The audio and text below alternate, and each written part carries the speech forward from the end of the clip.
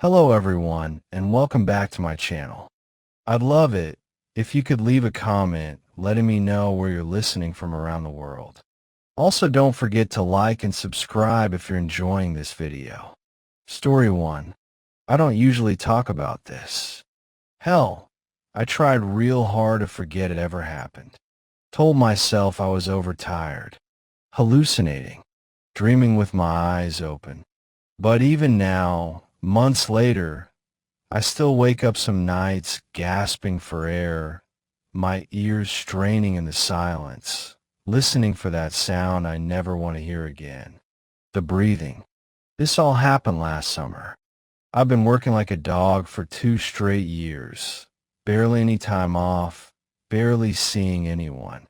I needed to unplug, get away. So I packed up my old hiking gear, drove down to the Washita National Forest, and hiked deeper than I ever had before. I didn't want the popular trails or someplace where a family with a stroller could roll through. I wanted silence, stillness, solitude, and I got it. The hiking took nearly 6 hours. I followed an old, mostly forgotten trail that barely showed up on my topographic map. No markers, no signs. It was perfect. By the time I reached the creek I'd marked out, the sun was already dipping below the trees, painting everything in gold and deepening shadow.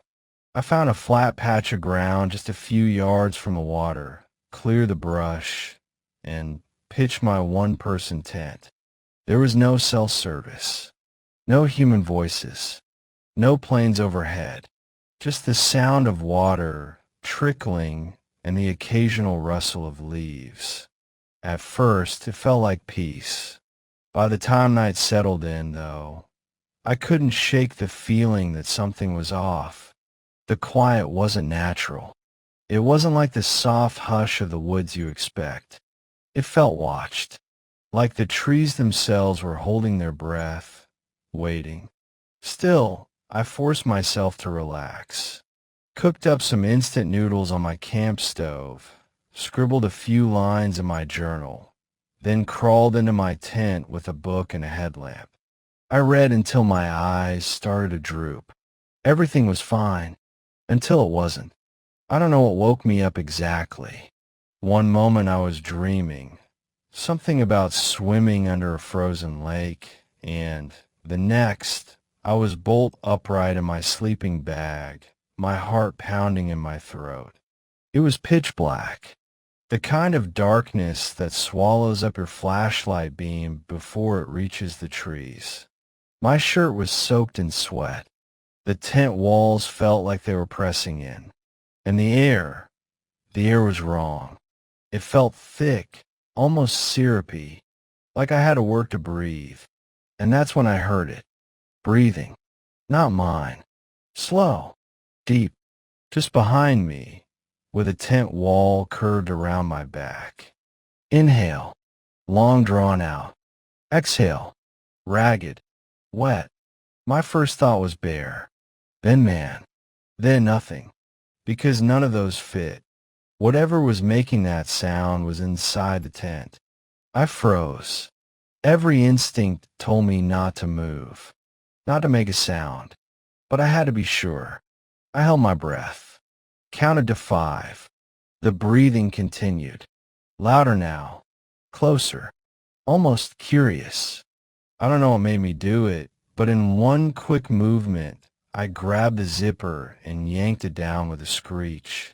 I dove out into the night, scrambled to my feet, and spun around, shining my flashlight directly onto the tent. There was nothing, no movement, no noise, no damage, just my tent sitting there like a deflated balloon, flat, like it had been crushed from the inside. That's when the panic really hit. I ran around the camp, shining the light into every shadow, shouting like a maniac, even though I knew no one would answer. There were no footprints, no snap branches, no signs that anything or anyone had been there. I waited until dawn, sitting on a rock with my back to a tree and my light clutched in my shaking hands. The breathing never came back, but I could still feel it. You know that sensation when someone's staring at you in a crowd? Imagine that, but heavier, like a weight on your soul. When the first bird finally chirped, I packed up faster than I ever have in my life. I didn't fold anything, just shoved into my pack and bolted. The hike back took me less than half the time. I didn't stop for food. I didn't stop to pee. I didn't stop to look over my shoulder, even though I wanted every 5 seconds.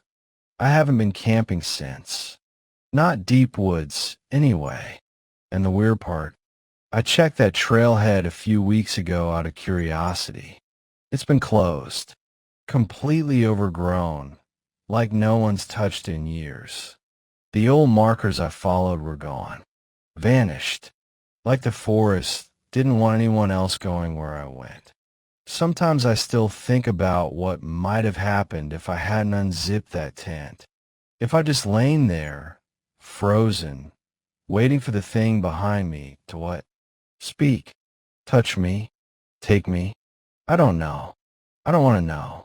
But sometimes at night, when everything is quiet and the house is still, I swear I can hear it again, just behind me, breathing. Story 2. My name is Josh. I'm 27, and I haven't stepped foot in the woods since that weekend in Montana. Not for a hike, not for a picnic, not even for a drive through the trees. That trip ruined something in me. And now, whenever I close my eyes, I still hear that whisper. It was supposed to be a simple getaway. Me, my girlfriend Rachel, and our friends Brian and Lindsay. We were college friends, now drifting into our adult lives, trying to grasp one last piece of that carefree freedom. We picked a spot deep in the Montana woods, miles away from the nearest signal tower. Rachel found it on some hiking blog, raved about how beautiful and untouched it was. Off the grid, no cell service, no noise. Perfect, right? We got there late Friday afternoon. The sky had that soft orange glow, and the trees were so dense it felt like walking into a storybook, or a nightmare, depending on how you look back at it. We parked the car near a gravel turnoff and hiked a good mile into the woods until we reached a clearing. Set up our tents, built a fire, shared some beers, some laughs, and stories that only made sense to us. The first night was peaceful, just the crackling of the fire and the occasional hoot of an owl. We stayed up late, watching the stars and arguing over constellations. I remember Rachel looking up and saying, "This place feels like it's never been touched." She was right. It had been touched, just not by people. Saturday was uneventful. We hiked a bit, took some pictures, cooked on the fire. It was nice, too nice. Sometimes I think back to that day and wonder if the silence was warning us, like the woods knew what was coming. That night, we stayed up again, sitting around the fire. The woods were darker than I remembered. It felt like the trees had closed in. The shadows danced just a little longer than they should have. I noticed Brian looking over his shoulder more than usual. Lindsay seemed tense, but none of us said anything. No one wanted to admit we were feeling off. Then Rachel's phone rang. It was a FaceTime call. That was the first strange thing. No service, remember? No signal. We'd all turned off our phones because they were useless out there. But her screen lit up, and her ringtone echoed through the trees. The name on the screen? Rachel. Her own number. We all froze. What the hell? Brian said, trying to laugh it off, but his voice cracked. Rachel looked at us, confused, nervous. It's "It's me," she said. "My own number." We thought maybe it was a glitch, some weird ghost call. But still, curiosity wins. It always does. She answered. At first, the screen was black, just total darkness, not even static. But then something slowly faded in. A noose, swinging gently from a tree branch.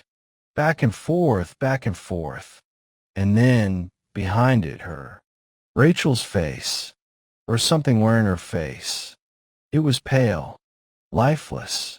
The eyes were wide open, staring right at us. But the mouth was twisted into this half smile, like it was trying to remember how humans looked when they were happy. Then came the whisper. It wasn't loud. It wasn't dramatic. It was quiet, like someone breathing the words directly into the microphone. "One of you doesn't make it out." That's it. That's all it said. Rachel dropped the phone. Not screamed. Dropped it. Like her brain couldn't process what she just saw. Brian picked it up and immediately smashed it against a rock. We didn't talk. Not really.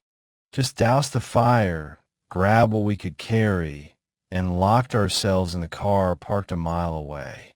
Sat there the rest of the night, wide-eyed, shaking, jumping at every snap of a twig or rustle in the bushes. When the sky finally started to lighten, those gray streaks that mean sunrise is coming, we decided to go back for our stuff. It was stupid, but we were trying to convince ourselves it was just some tech glitch, a bad dream, maybe even a prank. We got to the campsite, and that's when we saw it. A thick rope hanging from a tree above our tents, just like in the call. Same loop, same slow swing. The bark above it was scarred, like the rope had been there a long time, but we hadn't seen it the day before. And worst of all, there were no footprints. None. The ground was soft, and we should have seen tracks if someone had come into the site. But the dirt was untouched. We didn't pack anything, just turned around and ran. Didn't stop until we hit the car and floored out of there. Rachel never got a new phone. She hasn't used one since. Brian stopped speaking to us a few months after. We got a message from his sister saying he'd checked himself into a psychiatric facility after he tried to hang himself in the woods behind their house.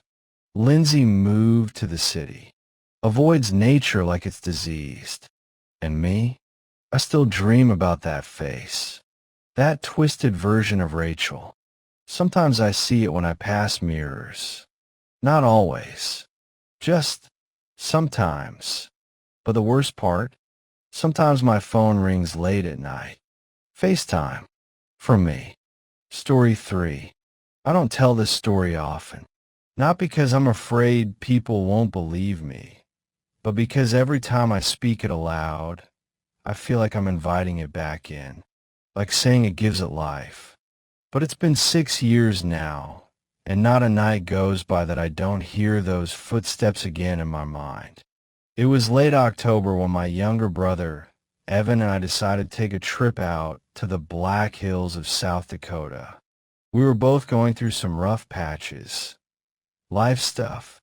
Evan had just gotten laid off, and I was barely holding it together after a messy divorce. We needed to get away, breathe in some real air, and feel the silence you can only find when civilization is miles behind you. We picked a spot deep in the forest, way off the trail maps. It was a place Evan had heard about from a backpacking group online.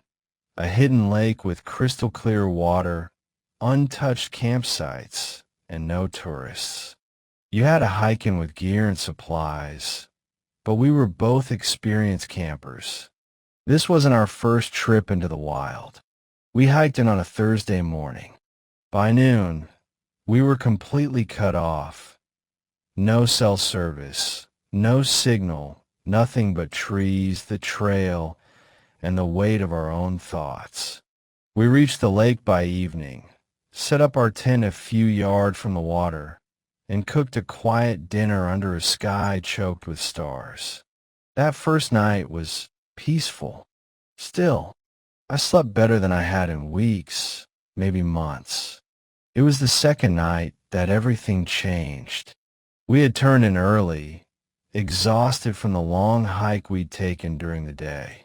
It was colder that night, and the wind had picked up, rustling through the trees like whispers that never quite reached your ears.